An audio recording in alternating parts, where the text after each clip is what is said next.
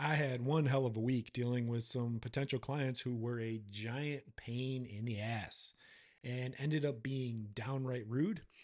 It took all my willpower not to respond in anger, which was a huge win for me because my internal voice wanted to let loose on them.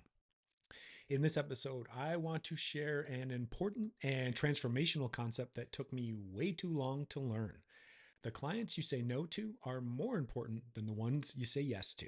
Well, welcome back to the Soft Tissue Treatment Revolution podcast, where we teach overworked manual therapists a new injury treatment system that eliminates the frustrations of not getting consistent results and produces long lasting pain relief for their clients. If you're new to the show and you have no idea as to who I am, my name is Dr. Matt Maggio, and I got my degree in chiropractic well over 15 years ago. But I've never performed an adjustment in practice, and I focus my treatments solely on doing quality soft tissue based work. And I believe that the best and safest treatments in the world to fix injuries and help people get out of pain are soft tissue treatments delivered by world class manual therapists. Thanks for stopping by and checking out the show. All right, so let's get right into it. I definitely had one hell of a week in practice. A little background on me. I share this all the time, but I'm about 50-50 in practice and then training other providers in my system and doing that. So I'm split because one thing that I hate, and I've seen this over the years, is a lot of people out there teaching and showing other providers how to do things better aren't even in practice. They have no idea what's going on. I want to be in real practice. It helps me keep a pulse as to what is going on and what other providers are going through and the struggles that they have. You know, I've had mentors and coaches over the years that hadn't practiced in like 10 or 15 years, and they didn't really know what it was like in practice. And I want to be able to like have that empathy and be able to connect with the people I teach and know what's going on.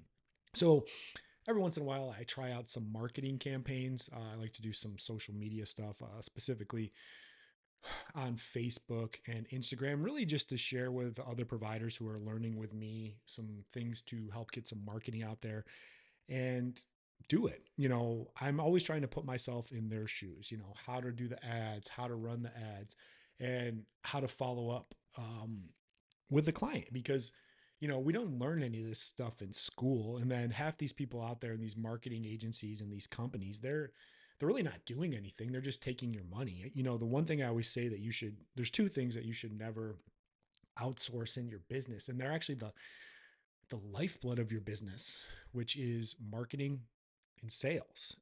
Some people don't have any marketing at all, and they wonder why they're making inconsistent money. They're not seeing the type of clients they want to see. Marketing is just making aware.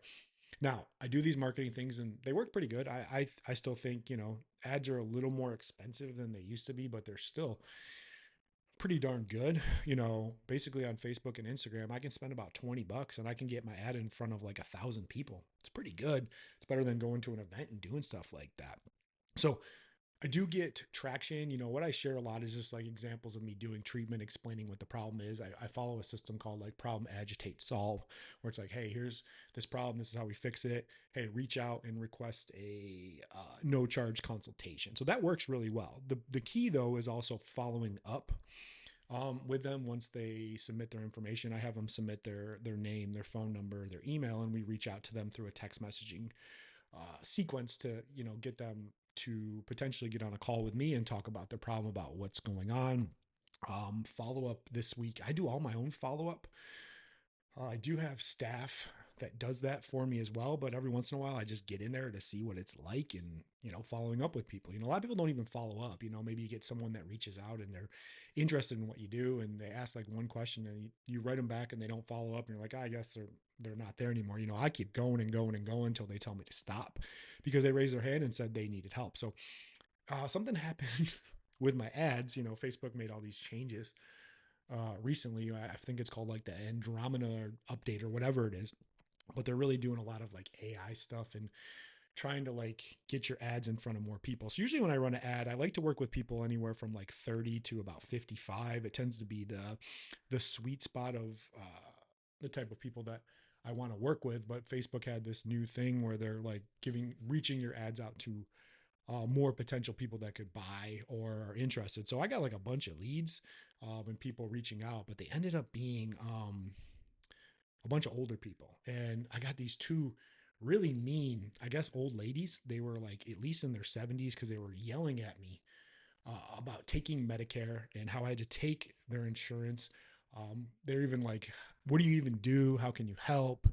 And then your stuff's too expensive. I hadn't even gone over price yet. They're like, you don't even want to help us. You don't care about us. You're greedy.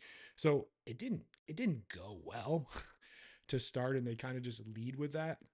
But it made sense when I looked at it. I was like, oh, they're not in like my ideal market, my ideal demographic. Like I talk a lot about insurance. I'll make a whole podcast about that, but like taking insurance is just bad for everybody and it really messes you up. Um, Another thing that I also do, and this really helps, is when we do a consultation, um, I like to do them over Zoom so that I can get a better idea of what's going on. So I can kind of actually see them, see who they are, see what they look like, get their demeanor as well. So I can be more picky about if I actually want to take them on. And both of these people, nothing against them, but they were both severely overweight. They looked unhealthy. They were grumpy. They were mean. These are people I just don't want to deal with because they're going to be a pain. If they're a pain in the front, they're sure as hell going to be a pain down the road. I still give everybody a chance as I want to help as many people as possible, but they have to go through my process and my screening process because I don't want to work with them if they're going to be a pain, if they're not like committed to it, they're complaining about prices. Like, just it's okay to say no to these people. But I politely, as much as I wanted to be like, screw off and you're the meanest old ladies I've ever met, I just ended it politely and just said, just sounds like you're not a good fit for what we do. Hope you have a great day. And I got off the phone. So I made these mistakes so much. And a lot of when I make these podcasts is just to try to help other providers not make these mistakes I made over the last, 15 years. First one I made was really just saying yes to anyone that had a pulse or any injury or pain in the whole body. Really, it was just too much overload. I was treating head, shoulders, neck, knees, and toes. Anyone would come in, even if they were, 400 pounds and having back pain, I'd still take them on because I wanted to help everybody. And I wasn't getting the results I needed. That's because I wasn't working with ideal clients. Next was I just wasn't properly screening them before to get the full picture. They would like go book. I would do online booking. They'd book a consultation and then they would just come in. I didn't get a chance to do that. Or then I would just get on the phone with them and I couldn't see them. Once I switched over to the Zoom consultations, it just went so much better. You can get a real conversation with someone. You can see what they're about. You can see the pain that they're having and see if they're really just someone that you want to help with and you want to work with. Another mistake I made was answering all their questions on cost before I even knew if I could help. A lot of people reach out, they're like, how much does this cost? I've made past podcasts about this, about not putting your prices on your website and really not letting people decide on price till they know the value. And, I would just come right in and be like, oh, it's this amount. And be like, oh, that's expensive. For some people, it's expensive. Other people, it's cheap. Everybody's different. But my rule is we don't go over price till I know that I can actually help you.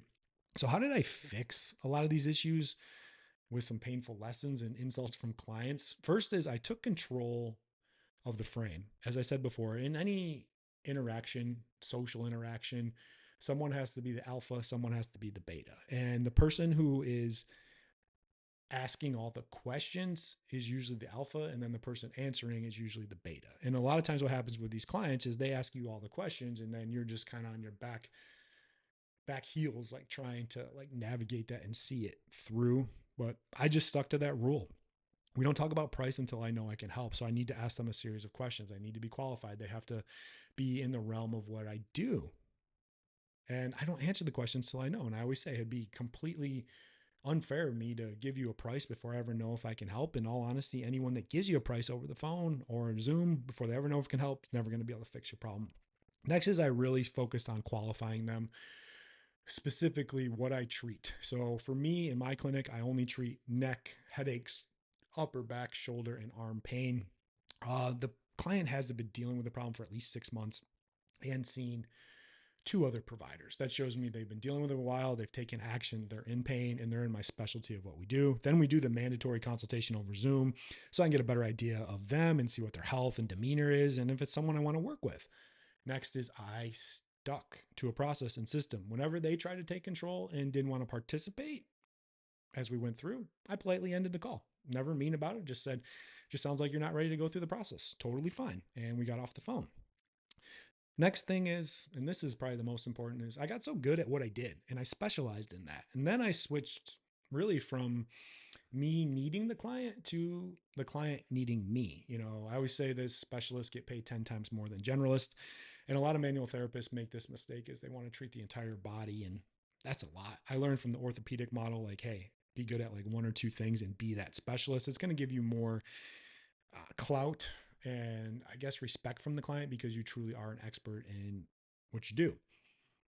Next one is the best book. One of the best books I've ever read of all time is called The Four Agreements by Don Miguel Ruiz. I'm not good at rolling the R's in Spanish. But there's four agreements that you make. First is be impeccable with your word. Next is never take anything personal. Next is never make assumptions and always do your best. And the one that really helped me was the not taking it personal. What I found in those situations is that I'm the one that chooses to be offended. Just take them through the process, and everybody's different, and meet them where they're at. And lastly, I really worked on having less sympathy for people and more empathy. A lot of times people want you to have sympathy and just feel bad for them and their situation, kind of victimhood in the world and the just the way society is. Everyone wants you to feel bad for them. I don't feel bad for anybody, but I do have empathy about what they're going through and what they're feeling because I've had chronic pain myself. I've been around other people that have chronic pain. I have empathy about what's going on, but I'm not going to sit here and feel bad for you and make you into a victim. So yeah, just to recap, that was a hell of a week, but it's good for me to experience this stuff and see what's really going on out there because there's a lot of crazy stuff going on, especially people that are in chronic pain that have been lied to, overpromised, underdelivered by the current medical model. And by the time they come to you, shoot, they've been dealing with it for a long time. They're skeptical, they're pissed off, they're frustrated, and they're being emotional, but your job is to really be rational with them, even when they do lash out and they say awful things like you're a greedy doctor that doesn't care about helping anybody. Yeah, that's it, lady. Yeah, exactly. I only went to school for like half my life and put all this money into student loans so I can make, charge $30 a visit and barely be able to keep the lights on. But I digress. That's all I got in this episode as I close out every episode. Go out there and be great this week. The world needs access to your amazing treatments so they can stay the hell away from the traditional medical model of pain pills, injections, and surgeries that only make things worse and definitely ruins people's lives. I appreciate you checking out the show, and I will catch you on the next one. Bye.